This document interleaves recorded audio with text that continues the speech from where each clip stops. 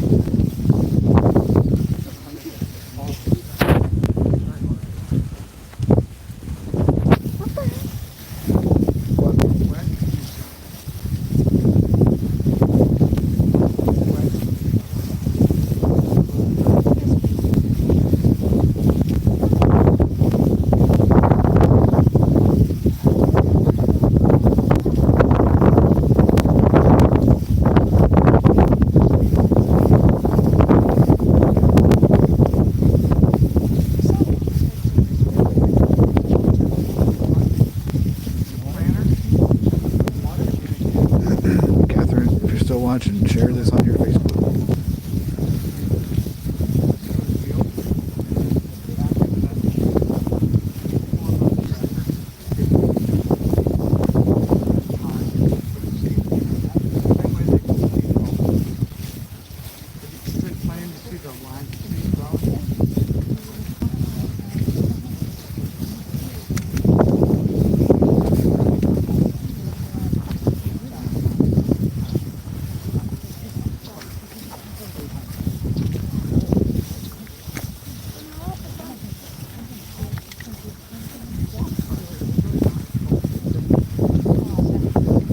Hey Kinsley, hope you guys are doing good. Share this on your Facebook.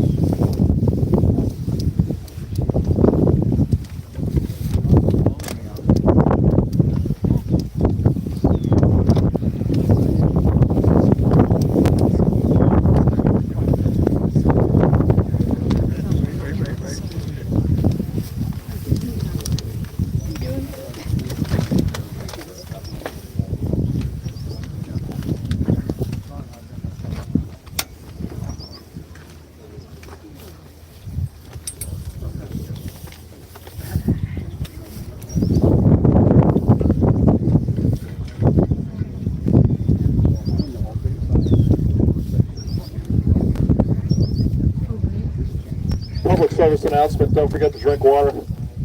Drink water.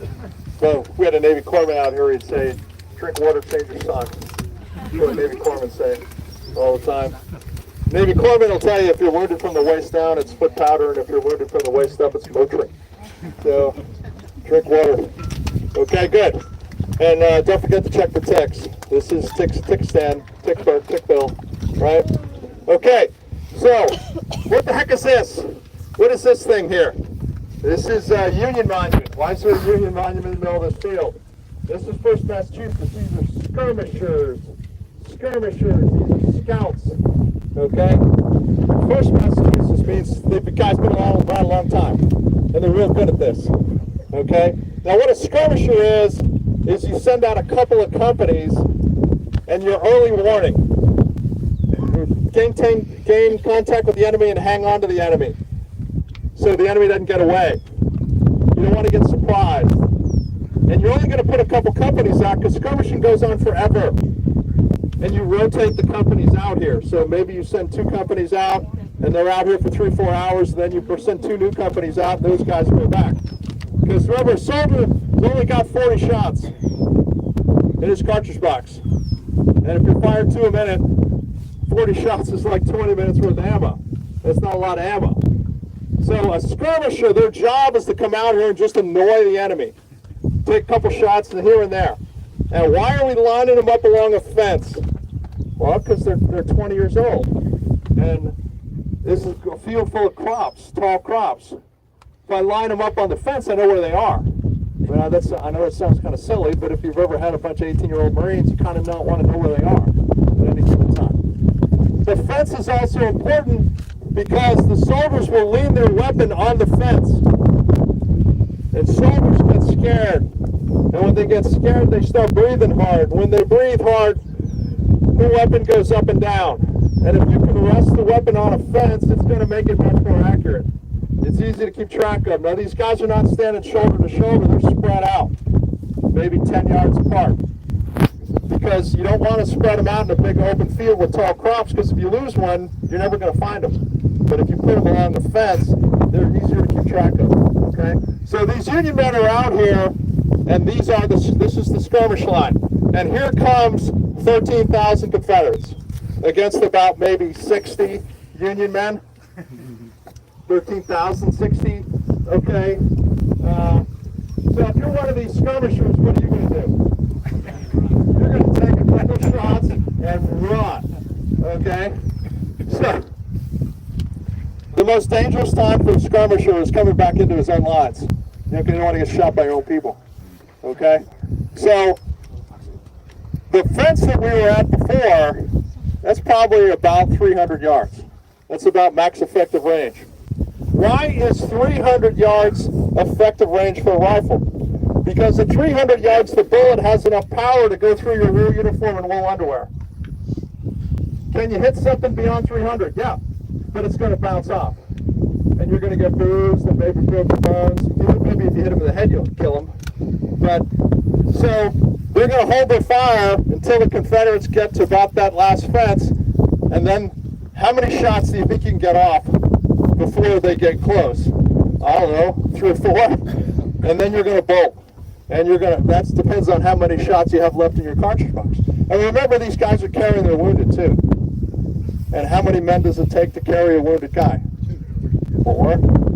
Okay? So if I had 30 men in the company and I got a couple of wounded, I'm very quickly going to become but ineffective trying to get my wounded out of here. Okay?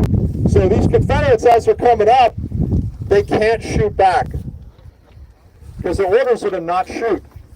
Why do they tell the Confederates to not shoot? Because if a Confederate stops and goes to shoot, everybody else is going to go past them and mask their fire. And then if you got to stand in the middle of an open field and reload against Yankees behind a stone wall, that's no contest. You're going to lose. The Confederate generals want to close this distance as quickly as they can. And if that means getting shot at and not being able to return fire, that's what they're going to do. Okay? So these Union men are going to get off some shots and they're going to bolt. And the Confederates are still coming. Dress into the center. Okay? Questions? How close is the water? Water? The only water is Willoughby Run, which is about a half mile that way. Okay? 87 degrees, feels like it's 98. Okay? Yeah, this is sucking pretty bad here for these guys. Okay? Let's keep going. Let's keep going.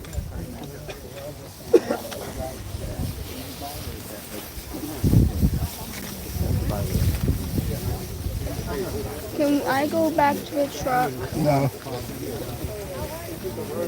Which way the Confederate Walk out this way.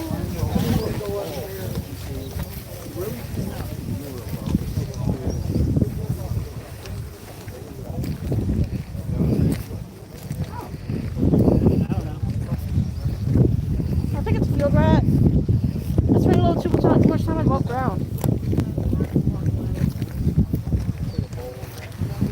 What was that thing you saw running around?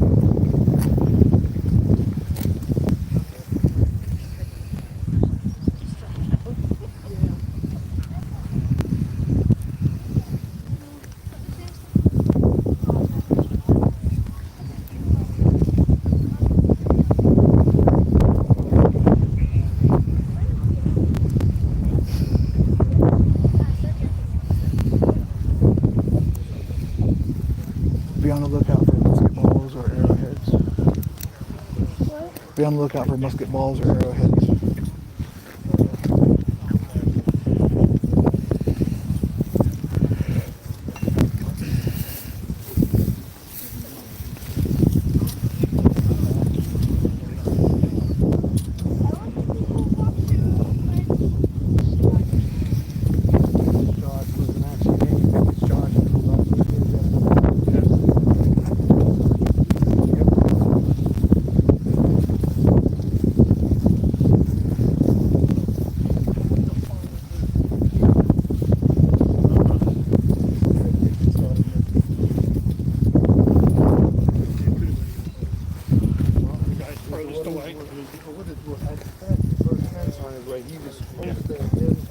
Supposed to start to make those leads because Lee wanted to make it look like they were attacking over here and not Just to divert it a little bit of attention.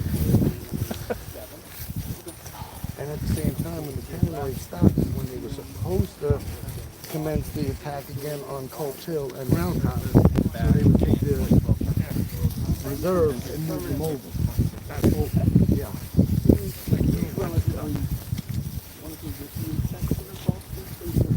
Wall Street's mistake was he didn't put any guns on top of the look, it's their site. Some artillery down there. Yeah. Because everybody else is going to Peach Orchard. Peach Orchard is a Confederate town. Yeah. They're firing up here. Okay. From the Peach Orchard, you have a tough time getting something on top of the ground. Little round top. But you have a clear shot on the cemetery. Yep. And it is a 2-mile hike to get to your boat. 2 miles everywhere. So here's the thing. The elevation gain on it. Yeah. So that is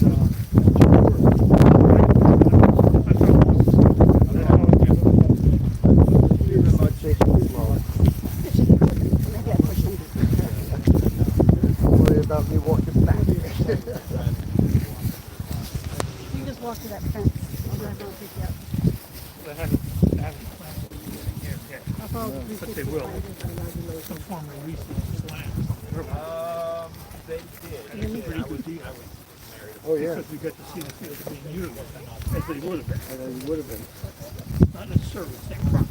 We'll see soybeans out here. You know, nobody had found the health benefits of soy. So there's no sort of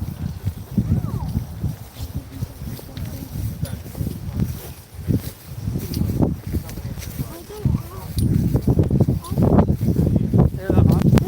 Yeah. It How says it's on ground. Okay, so what about Why? Why you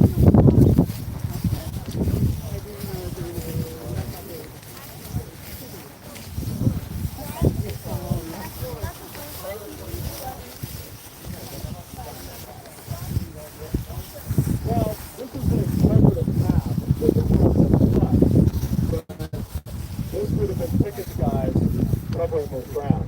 so they fed to This other path over there was called the Truman Pettigrew path. And when you walk back to your cars, walk back on the Truman Pettigrew path, what you'll see is that there's no protection whatsoever. I mean, right now we're standing in a hole. And we're going to talk about that. Okay, whereas Truman Pettigrew don't have any protection at all. Good, all right. So, this position that we're standing in right now, any combat veteran out there would instantly recognize this position. Any nation, Army, Marine Corps, whatever, would instantly recognize this. This is the last covered and concealed position before the objective. This is your last spot. Draw breath. Can you see the Union line from here? No. And the Union can't see them. Okay? So when the Confederates get here, now remember they're stretched out over a mile here, and there's a stream bed up by the Bliss Farm which provides a similar degree of protection. When the Confederates get into this position, they're going to stop. They're going to halt. And they're going to dress their lines. Dress their lines. Fill in. They're going to let people catch up. If you fired your weapon, you're going to reload your weapon. You're going to drink the last of your water.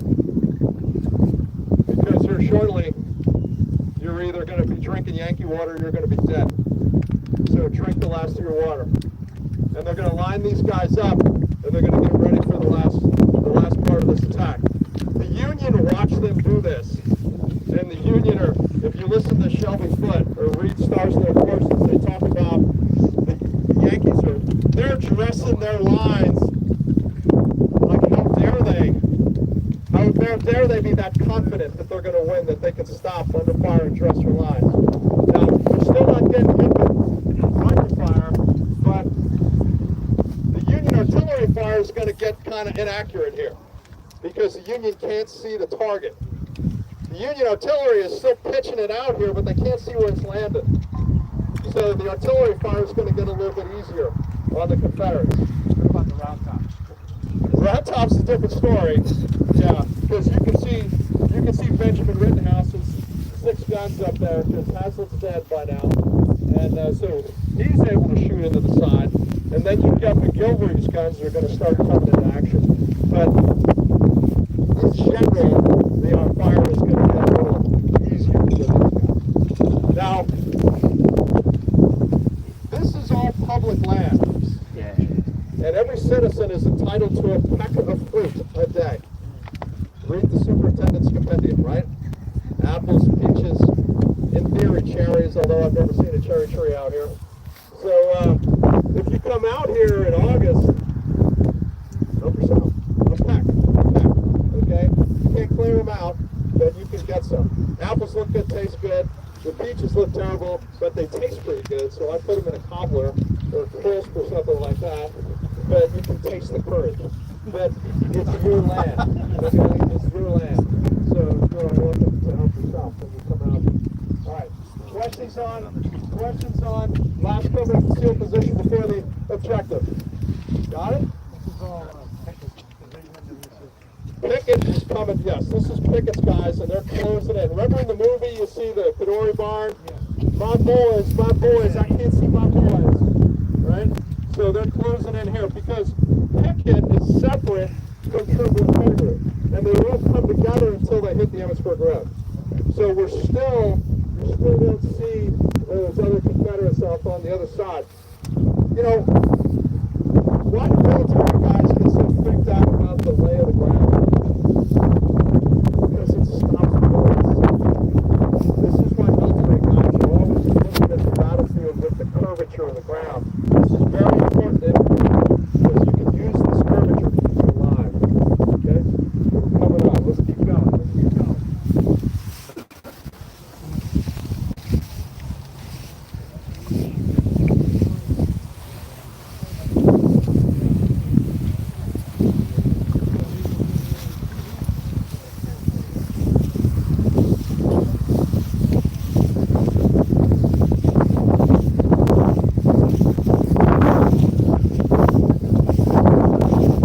Right here. You okay? Huh? Watch out for them ticks.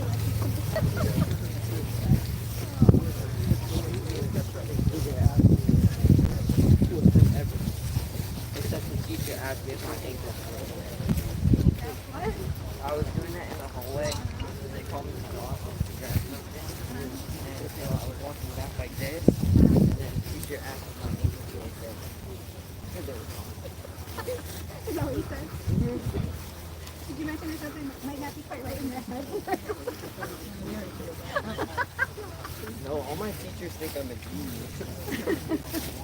Except my game I night don't know if you think teacher. that's true. No, but he says it like it's a joke. All my teachers truly believe it. No, I'm not.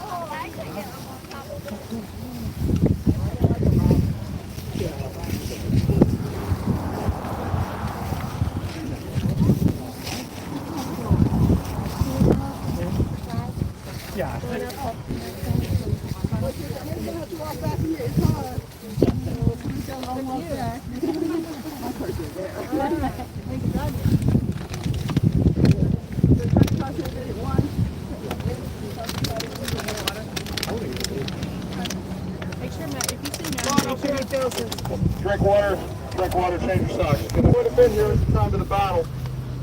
And these Confederates are going to have to climb over top of this fence. They didn't take it down. Next problem is the Gettysburg Road. And Gettysburg Road here in front of us is a sunken road. The wagons have dug ruts in the road over the decades. And that road bed is about 3 foot lower than the general contour of the ground. And it's like a big trench. And these Confederates are going to climb this outer fence, and they're going to get down into that trench. And they don't want to get out. This is the only protection they've had the entire attack. Just because you're winning all the time doesn't mean you're not scared.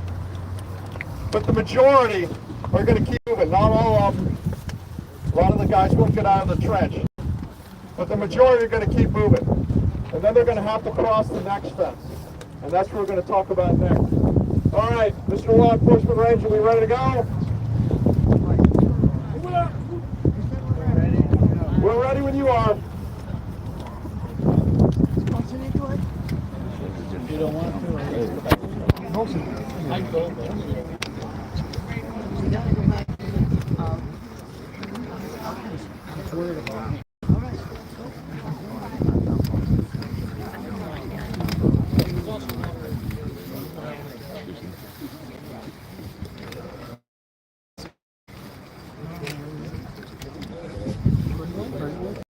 They're just picking them up, putting a fire cap on it, passing them back.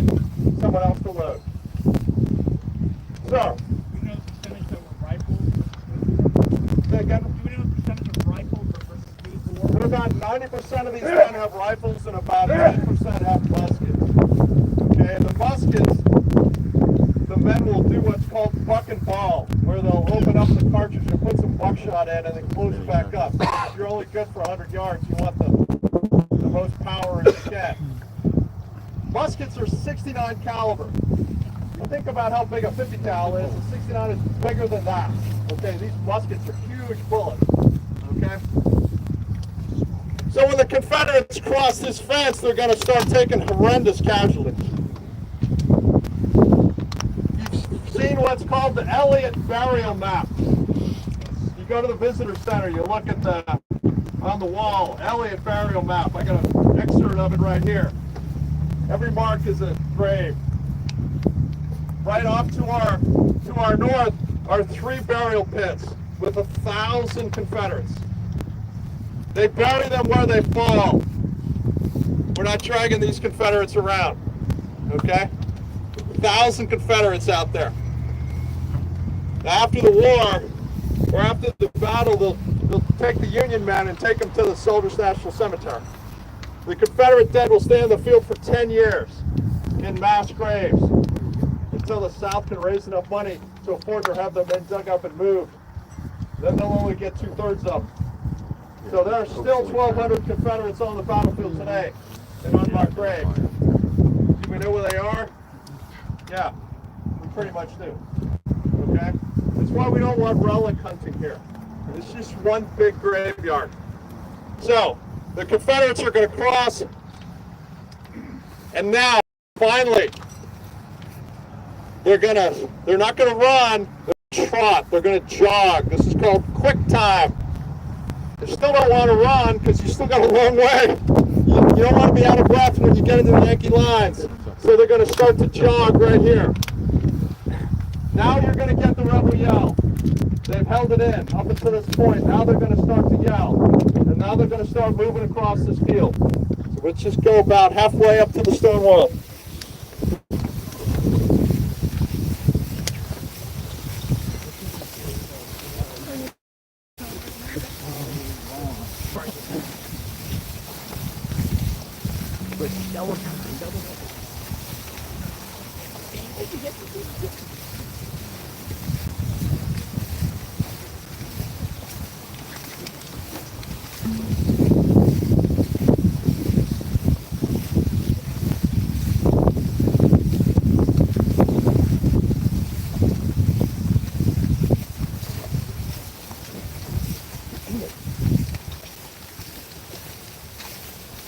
There's 5,000 up there shooting up there.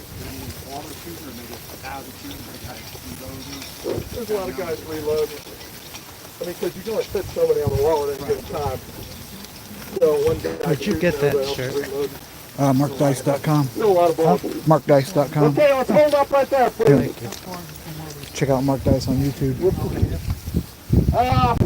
From where we started to here is a little bit more than a half a mile. Yeah. It takes time. Yeah. It takes time to move this many people.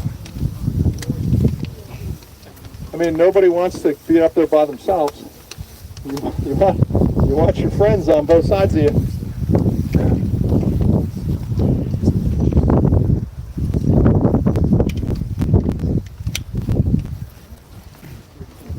Looking for the colors. Looking for the colors.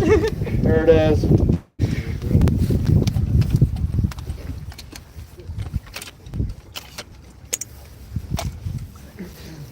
I have a question.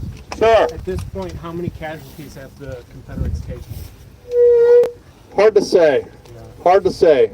A couple thousand, easily, coming across the field. I mean, because the Confederates, they don't turn in casualty figures by day. They turn it in by battle. Where Union turn in casualty figures by day, so it's easier to determine Union casualties than it is Confederates. So, how many of these guys are killed in the approach? How many are killed crossing the fence? It's kind of hard to say. It's really hard to say. Okay, we good? All right, so we're halfway across. We're halfway across this field. Now the Union know where the attack is coming to. That's not given. The Union don't know that. They don't know the aiming point of the Confederate attack. But now they do. Now the Union know where the attack is coming to. It's coming here. So the Union are going to fold guys out of the line. And they're going to form a box. There's men from Vermont come running out across that open field, line up along that wooden fence to rest their weapons to make them more accurate, and they're going to fire into the side of the Confederate attack. Watch the movie very closely. You'll see it happen. On this side, you got men from New York and Ohio. They're going to run into the McDonald's parking lot, line up facing the south, and fire into the side of the Confederate attack. So now the Confederates are getting shot at from three sides, and they're still coming. Now the Union are pretty much out of shot of shell and case. Now they're down to canister. The Union artillery is down to canister. Canister is like a big shotgun. It's a big soup can with 30 metal golf balls packed in sawdust. and the Union are firing double and triple canister out of their remaining cannon, cutting huge gaps in the Confederate lines at this point. The Union artillery commander here is a kid named Cushing, Alonzo Cushing. He's 22 years old, West Point, class 61. They said he looked so young, they said he looked like a little girl, more like a schoolgirl than a warrior, but the finest fighting man I ever saw. Cushing, of his 120 horses, he's going to lose all but 6 in this bombardment. Of his 6 caissons, ammunition caissons, he's going to lose 3 to direct hits. Of his 6 guns, 3 guns will be destroyed. 1 gun, the crew is killed.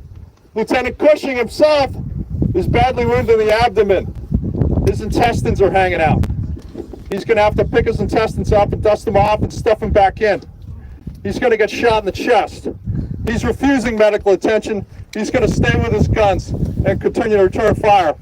His first sergeant's holding him up. First Sergeant Fugger, hold him up so he can see. He's whispering commands to the first sergeant, keep his last 2 guns in action. As the Confederates get here, Cushing's going to have to push his last 2 guns up to the wall. Right up to the wall, because you can't fire canister over your own people's heads. You have to push the gun up to the wall. He's going to push the guns up to the wall. Cushing's going to get shot in the face. He's going to get killed. You might remember in 2014, President Obama gave out 3 Medal of Honor, 2 to Vietnam guys, 1 to a Civil War soldier. Civil War soldier was Alonzo Cushing. So the military award system works if you don't mind waiting 150 years for your medal. Back when I was doing, I'm a leadership guy now, back when I was doing family tours, I get this phenomena, well, we all do. We all get this phenomena where people will come in and listen. They'll edge in and listen to your interpretation. I don't care. And had this one family come in and listen, and I got done with my pitch, and I told my family, I said, do you have any questions? And they said, no.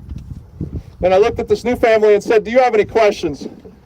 And this little boy said, I don't have a question, I have a statement, which is never good. When someone has a statement, it's just never good. He's like 6. Sure, son, what's your statement? He says, my name is Alonzo Cushing. It's from the family. All right? So by the time they get here, they're going to start running.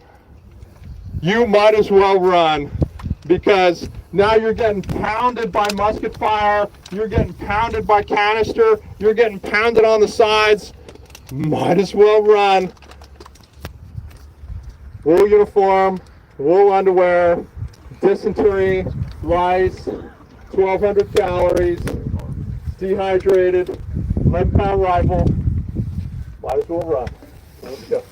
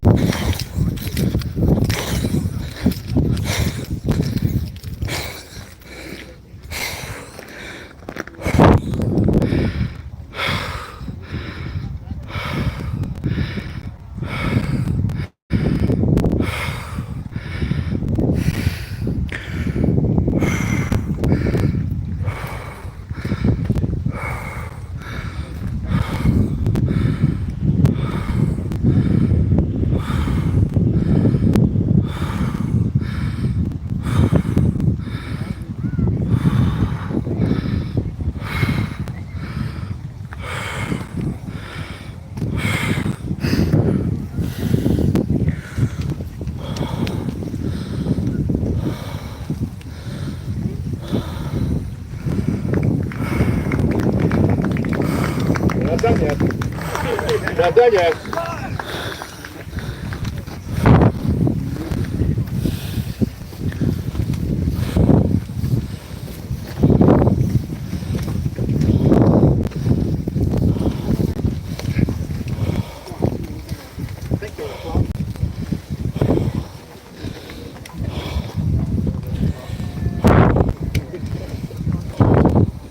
So while we're waiting for the camera to come up, let me address one of the common questions we get, that guides get. Everybody wants to know, why are these guys fighting shoulder to shoulder? Don't they understand how deadly the weapons are? Oh, they're blindly following some French textbook. Well, let's look at it the way the soldiers would have looked at it. It's a hot, humid day with no wind. Every time you fire the weapon, it puts out a thick black smoke. And the battlefield is loud. It's so unbelievably loud you can't hear commands. And everybody, all our armchair generals say, well, why don't you spread them out and let them lie down? All right? If you spread them out and let them lie down in chest-high crops and the thunderous noise, when thick black smoke, what can you see down there? Nothing. What can you hear down there? Nothing. All that stuff about drums and bugles is all nonsense. Once the battle starts, the musicians become stretcher bearers because it is so loud you can't even hear the music. And they follow their flags because the flag is the only thing you can see moving through the smoke. And when the flag goes forward, you go forward, and the flag goes back, you go back, and that's the way you have to do it. They don't have any other choice. It doesn't fundamentally change until the First World War with the invention of radios. Most of these regiments will go through 8 flag bearers in the course of this battle. 26th North Carolina will go through 15 flag bearers. They said that no one could hold that flag and live. When the battle begins, there's men designated to protect the flag bearer. That's why it's called a color guard at the football game, right? With rifles on both sides. It's the vestige of that Civil War organization. All right, so now they're running. Now they get up to the wall. They're going to get up to this wall. This Union regiment here, 71st Pennsylvania, is going to bolt. They're going to fall back. Cushing is dead. The Confederates are going to get up here. Kemper, Jimmy Kemper, is mortally wounded in the groin. Garnett has disappeared. He's going to get shot in the head twice and never find his body. His sword ends up at a pawn shop about 10 years later. Pettigrew is going to get shot in the hand. Trimble is going to get shot in the exact same leg he was wounded in Second Manassas, into shock. The only Confederate general on his feet is Armistead. And Armistead will get here to the wall. And he's got the whole Union Army in front of him. and they're literally shooting each other in the face here. And he can't stay here, and he can't go back. So he's going to have to go forward. So he's going to pull out his sword, put his hat on his sword. Who will follow me? Give him the cold steel, and they'll come over the wall. So now we have to use, there's one entrance to the angle, and you're going to have to follow me. Please do not climb over the stone wall. So follow me.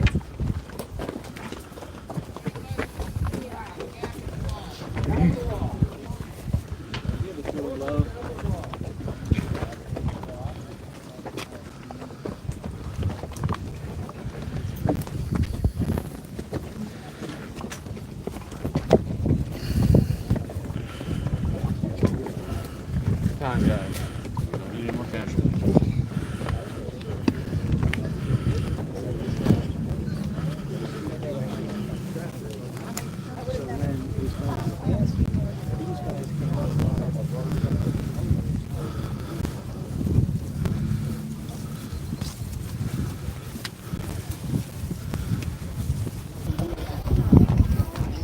Lost that today.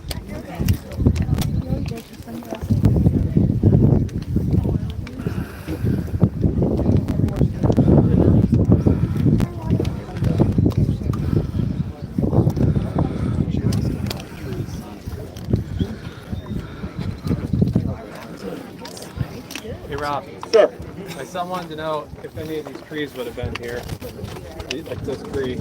How old these It would have been smaller. It would have been way smaller. Farmers look at trees like any other crop. And when they get to a certain height and width, they cut them down and use them for construction or firewood. So any trees you'd see on the battlefield would be much smaller, shorter, thinner. So, and all we know this from photographs, from Civil War photographs. Good? All right. 300 Confederates come over the wall. 300 out of 13,000 make it over the wall. Wrap your head around that for a second. Okay? Cushing's dead. They're going to run up here. The last Confederate general, Armistead, Lewis Armistead, you see him in the movie, he's going to lay his hands on this cannon and he's going to yell, "Turn the guns!" Turn the guns around to shoot at the Union. The Union will rush up here to block. There's a desperate hand-to-hand fight in a semicircle from those cannon where the ranger with the yellow vest is, from Arnold's battery, in a semicircle around to that monument right there where the guy's swinging the rifle, 72nd Pennsylvania. This is all club muskets and bayonets and guys shooting each other in the face. They're throwing rocks at each other. They're doing anything they can to break out or contain that penetration. And when Armistead lays his hand on the gun, Armistead's going to get shot 3 times, 2 to 3 times, depending on historical account. And Armistead's going to go down mortally wounded. And when Armistead goes down, the spirit of the Confederate attack is going to break, because he's the last Confederate general. And when Armistead goes down, half those Confederates are going to turn around and they're going to head back across that field. And the Union are going to shoot them in the back, because that is the way the game was played. And that was the way the game was always played. And the other half, those Confederates are going to watch that happen and they're going to go, "I'm out. Not going to get shot in the back." So bombardment takes 2 hours, 20 minutes across the field, 5 minutes of fighting, and it's all over with by 3:30.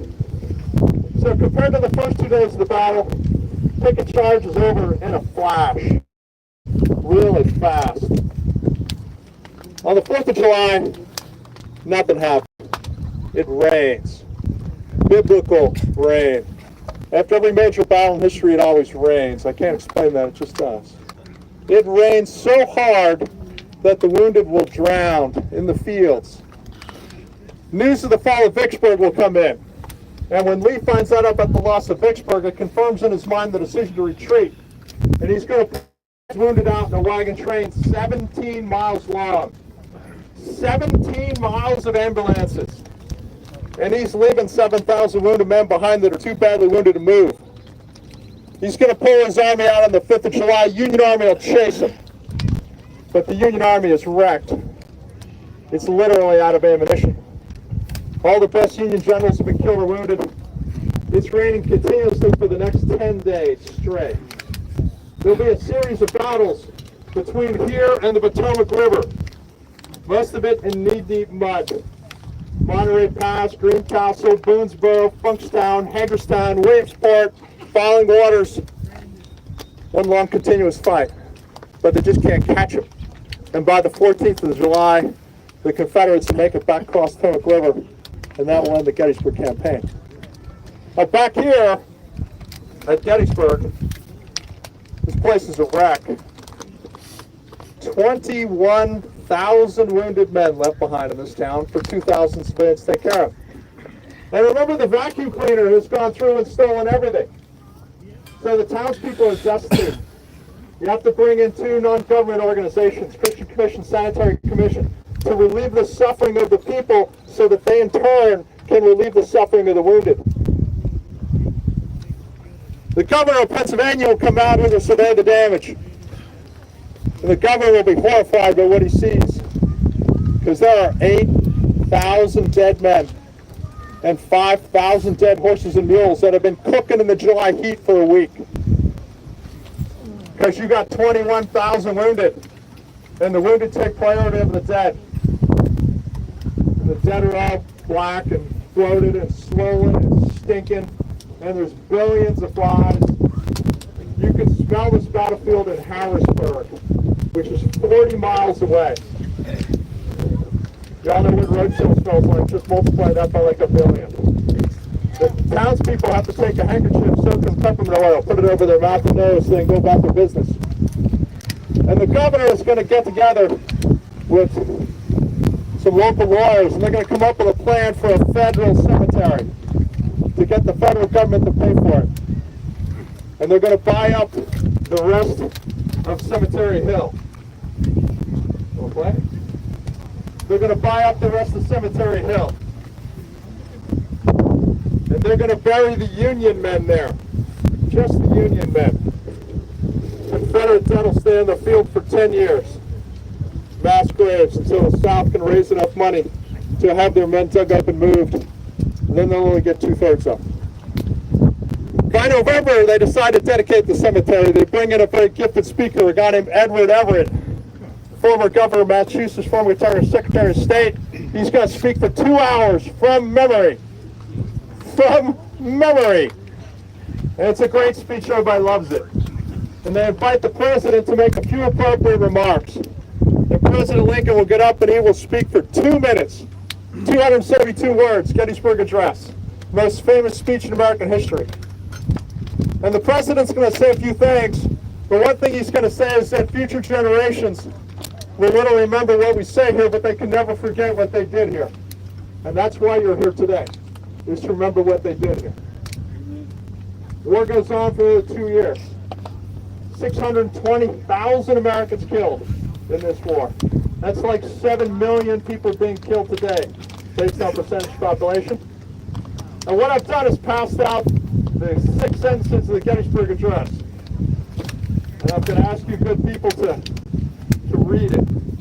And I'm going to give you the microphone so it gets recorded. And nice and loud so everybody can hear. And then we're going to talk about what it means. All right, so who's won?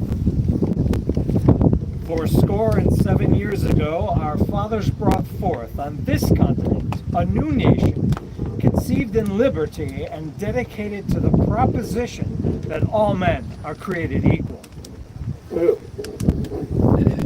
Now we are engaged in a great civil war, testing whether the nation, or any nation, so conceived and so dedicated, can long endure.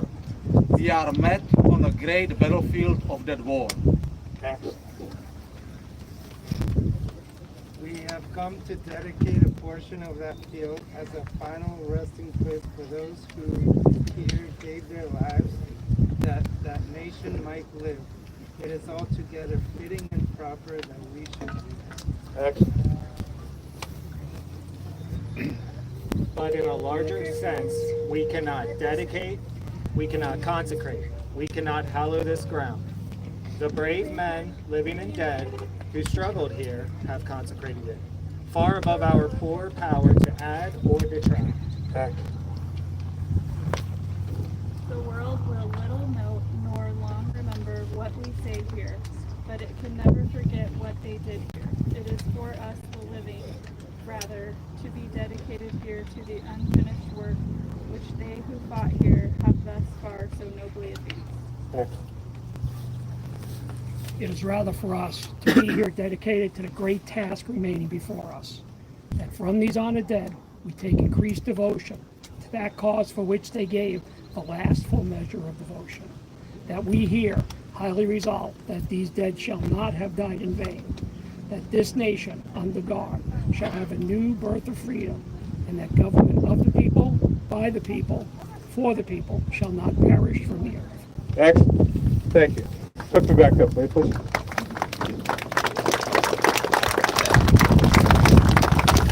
Good. All right. Thank you. So what's it all about? This is a halftime speech. This is a locker room speech. Remember, the Union have lost every single battle up to this point. We finally won one. A lot of sacrifice left to go. A lot more people are going to die. They don't know that they're halfway through the war. Remember, when Lincoln gives this speech, he has no idea that they're going to win. For me, for Rob Abbott, this comes down to the unfinished work. When Lincoln talks about the unfinished work, the work remaining before us, and when he says the unfinished work, I think Lincoln is talking about the idea that all men and women are created equal. And we're not done. Got a lot of work left to do. And some of us old people, we may not see it in our lifetime. But some of these young people, I think they will see it in their lifetime. And that's our job. That's our job, is to achieve Lincoln's vision. Okay, last subject, then we're done. When the war starts, these regiments have 1,000 men. 10 companies of 100 each. By the time they get to Gettysburg, they're down to 300 from 1,000. Where'd they all go? Well, they've been in some battles.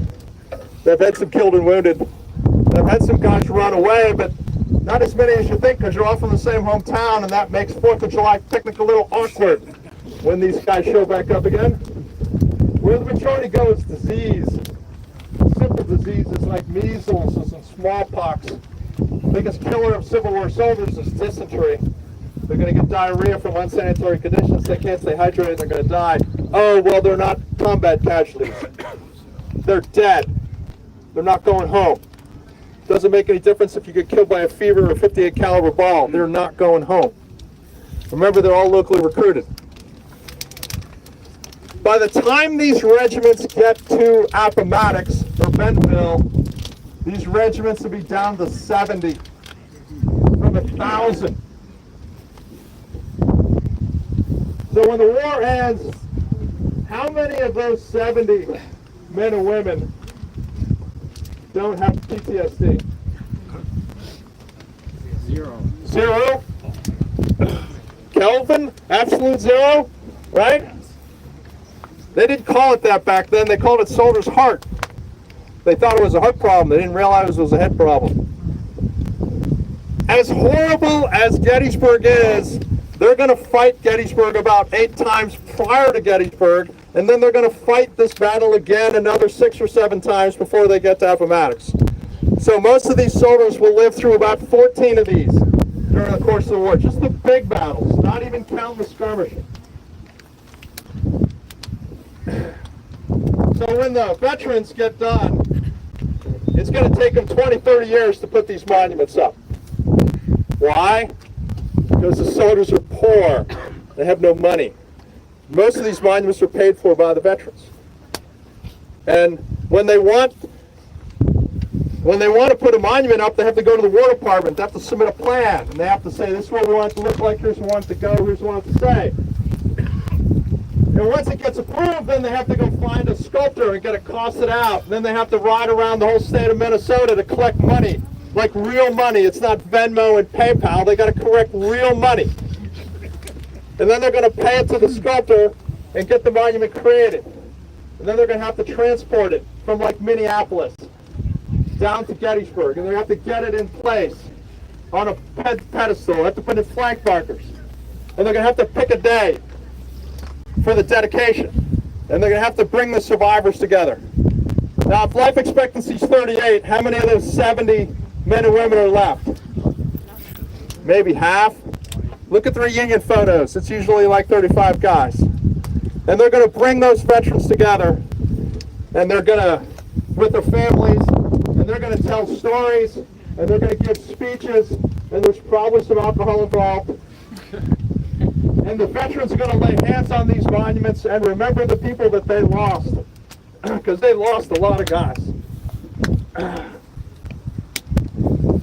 These monuments become critical in the healing of PTSD. These monuments provide closure. It makes some sense of their sacrifice. When people look at the monuments at Gettysburg, we think they're over-the-top, in-your-face, triumphant monuments. That's not what these monuments are for. These monuments are here to heal the veteran. Crazy thing for me is that our veterans today, we don't have these monuments. No monument to our veterans in Kuwait or Somalia or Iraq or Afghanistan. So our veterans come here and they lay hands on these monuments and they remember the people that they lost. And it's not just military veterans, it's also first responders. We have National Fire Academy just down the road in Evansburg. We get firefighters up here all the time. Okay? So next time you're wandering around the battlefield, think about these monuments as a place to heal. Have any questions? All right, Chris Quinn, we're done. Thank you.